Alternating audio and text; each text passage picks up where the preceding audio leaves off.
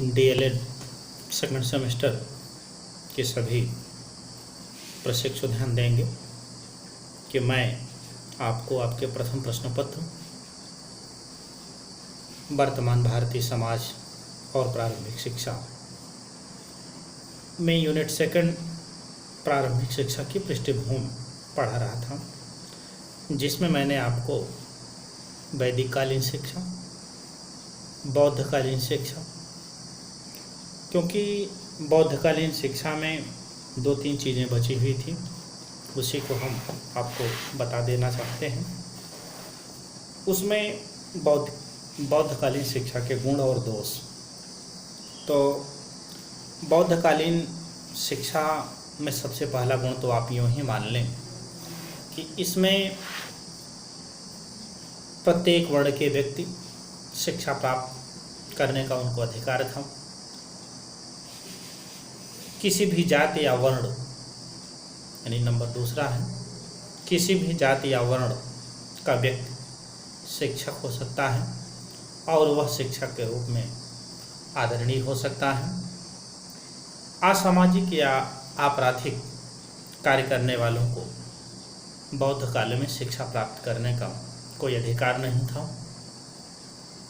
प्रवज्जा होने के बाद 9 भिक्षु, यानी नया जो भिक्षु है, अपने आध्यात्मिक गुरु का चयन करता है और उनके निर्देशन में वह पूर्ण भिक्षु का पद प्राप्त करता है।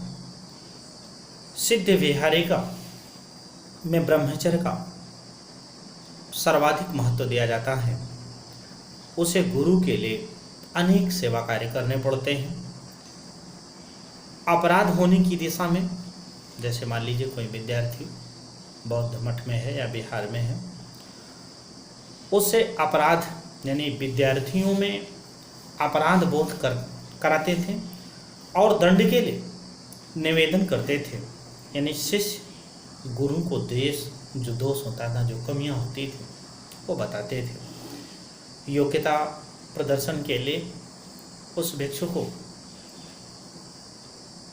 भिन्न भिन्न स्तर की शिक्षाएं दी जाती हैं और उनके जो कक्षा हैं वह स्तरीकृत की जाती थी। विद्यार्थी समूह में रह करके शिक्षा प्राप्त करते थे। इस तरह से इसमें ये जो मैंने आपको बताया, ये बौद्धकालीन शिक्षा के गुण हैं। इन गुणों के साथ कुछ इसके दोष भी हम आपको बता दे रहे हैं। जैसे बौद्ध धर्म के जो अनुयायी थे, बौद्ध धर्म के जो समर्थक थे, परंतु संघ में सम्मिलित न होने वाले जो सामान्य लोगों हेतु शिक्षा की व्यवस्था नहीं थी। यानी शिक्षा प्राप्त करने के लिए आपको बौद्ध धर्म ग्रहण करना अनिवार्य है। बौद्ध संघ में सामनेर को, जिसको श्रमण भी कहते हैं, सामनेर को जीवन पर्यंत उसी समुदाय में रहना होता था। वह शिक्षा पूर्ण करने के बाद गृहस्थ में नहीं प्रवेश कर सकता था। विद्यार्थी शिक्षकों के दोष बताते थे, यह एक अच्छा नहीं था, क्योंकि उन विद्यार्थियों से वह जो गुरु है वो सर्वश्रेष्ठ है। ये भी एक कमी है।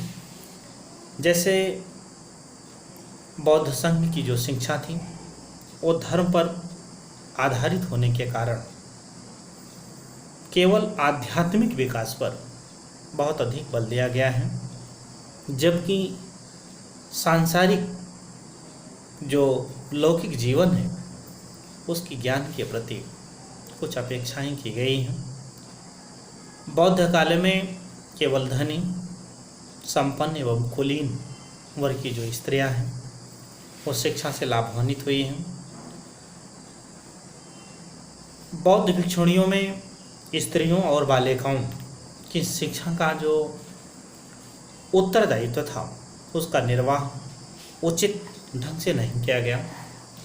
कालांतर में जो बौद्ध मठ थे उनके संगठन जो चल रहे थे उनमें शिथिलता आने लगी और भिक्षु भिक्षुणियों के परस्पर व्यभिचार भी आरंभ हो गया, जो बौद्ध धर्म के पतन का कारण भी रहा।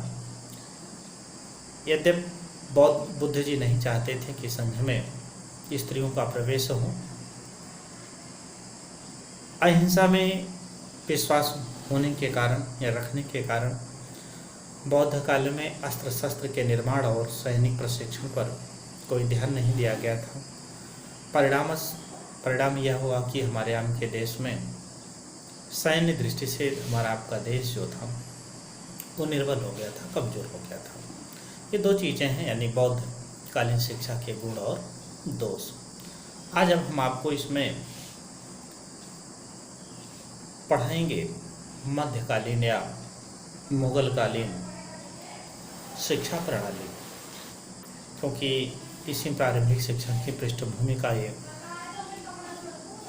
तीसरा बिंदु है।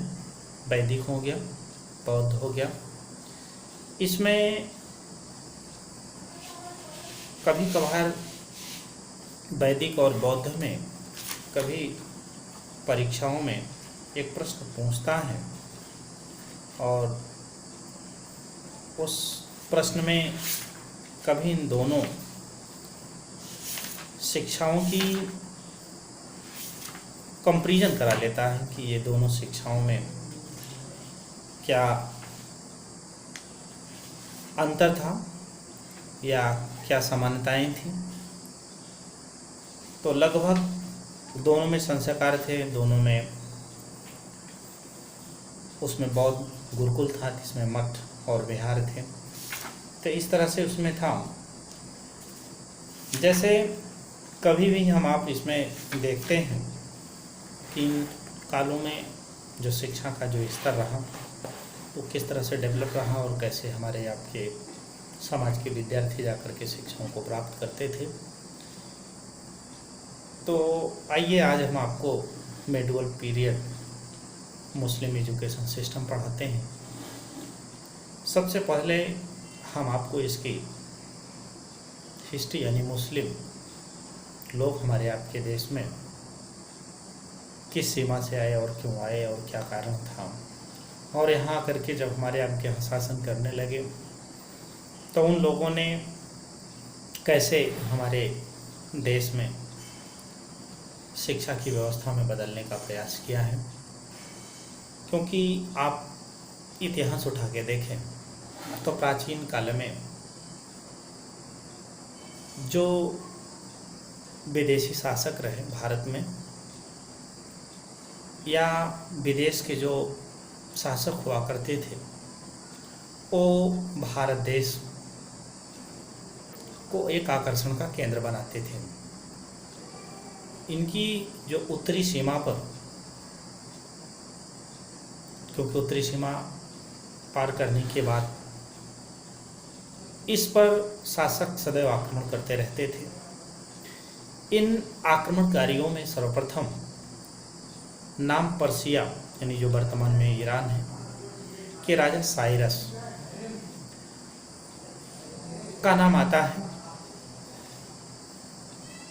इसके बाद जब आप उत्तरी सीमावर्ती राज्य जिसको गांधार पर आक्रमण करके उन्होंने एक भाग पर कब्जा कर लिया, उसके बाद मैसिडोनिया, तो मैसिडोनिया माने यूनान और ग्रीस के राजा सिकंदर ने 327 ईसा पूर्व में आक्रमण किया।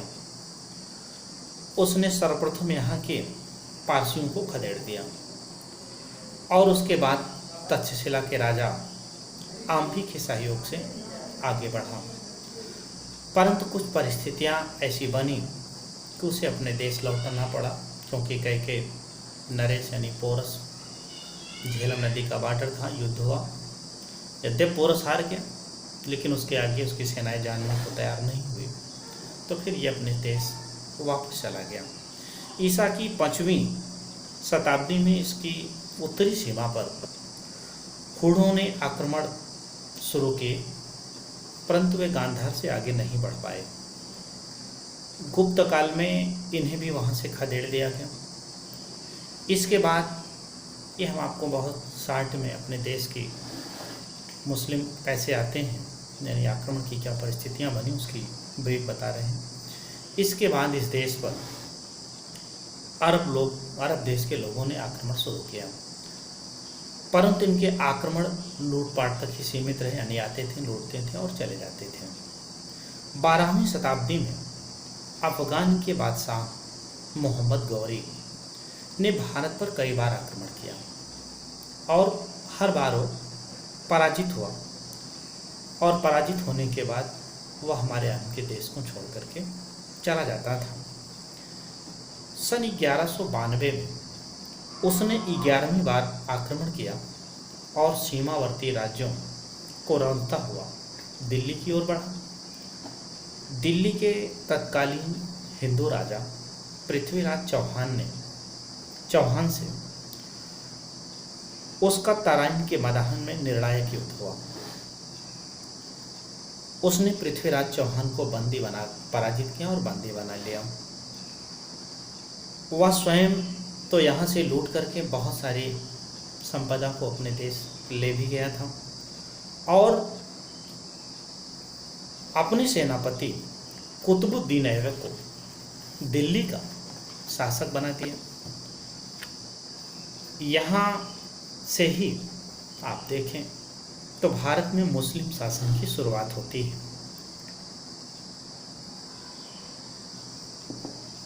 जब इतिहासकारों ने लिखा है कि कुतुबुद्दीन ऐबक और उसके वंशजों को गुलाम वंश की संज्ञा दी गई है। गुलाम वंश के बाद भारत में क्रमशः आप देखेंगे तो खिलजी वंश है, तुगलक वंश है, सैयद वंश है, लोदी वंश है और मुगल वंश का शासन रहा है। मुगल वंश में औरंगजेब ने 1659 से 1707 तक हमारे इस देश पर राज्य किया है। यह बहुत कट्टरपंथी था। इसने इस्लाम धर्म न मानने वाले लोगों के ऊपर जजिया कर लगा दिया। इसका जब जजिया कर उसने लगाया तो इसका परिणाम स्वरूप आप यूँ समझें, चारों तरफ विद्रोह की आग भड़क उठी और औरंगजेब के शासनकाल के अंतिम चरण में ही मुगल साम्राज्य का जो वैभव था वो धीरे धीरे समाप्त होने लगा। 1200 से 1700 तक यहाँ मुस्लिम बादशाहों और इस्लाम धर्म का बड़ा वर्चस्व रहा। इतिहासकारों ने 1200 से 1700 ईसाई तक के काल को मध्यकाल या मुस्लिम काल की संज्ञा दिए हैं। ये मुसलमान शासक यहाँ अपना धर्म और अपनी संस्कृति लेकर आए। भारत पर शासन करने के साथ साथ उन्होंने यहाँ अपने धर्म और संस्कृति के प्रचार और प्रसार किया। इस उद्देश्य की पूर्ति के लिए उन्होंने दो कार्य किया। पहला ये किया कि भारतीय संस्कृति और धर्म का बड़ा प्रहार किया, बहुत विनष्ट किया। दूसरा, उन्होंने अपनी धर्म यानी अपनी इस्लाम और संस्कृति का प्रचार किया। यानी पहले कार्य के लिए इन्होंने शक्ति का प्रयोग करके और दूसरे कार्य के लिए इन्होंने शिक्षा का सहारा लेकर के अपने उद्देश्य की प्राप्ति करने के लिए उन्होंने हमारे यहाँ के इस देश में शिक्षा प्रणाली का विकास किया, जिसे हम मुस्लिम शिक्षा प्रणाली कहते हैं। क्योंकि मुस्लिम जो शिक्षा प्रणाली या मुस्लिम धर्म और संस्कृत पर आधारित थी। क्योंकि ये जो कुतुबुद्दीन जब भारत आया तो जब बागडोर यहाँ देश की शासन सत्ता संभाली तो उसने अपने सेनापति बख्तियार खिलजी के द्वारा यहाँ से उस समय बौद्ध काल का सर्वश्रेष्ठ विश्वविद्यालय नालंदा और विक्रमशिला था, उसको नष्ट करवा दिया और वहाँ की पुस्तकों को जलवा दिया और शिक्षकों को मरवा दिया। इससे भयभीत होकर के जो वही बौद्ध शिक्षा के जो केंद्र थे वो निष्क्रिय हो गए और धीरे धीरे समाप्त हो गए। यानी हमारे देश में वैदिक के बाद बौद्ध और बौद्ध के बाद जब मुस्लिम आया, यानी वैदिक शिक्षा प्रणाली, बौद्ध शिक्षा प्रणाली यानी मुस्लिम शिक्षा प्रणाली ने आकर के अपनी पूरी स्थिति को अपने अनुसार चलाने की कोशिश की है। तो जिस तरह से आपको मैंने वैदिक में संस्कार पढ़ाया, बौद्ध में भी, इनमें भी सिर्फ संकुच हो गई है, लेकिन इनके कार्य, इनके व्यवहार, इनकी शिक्षण व्यवस्थाएं बहुत कुछ अलग ढंग से प्रतीत होंगे।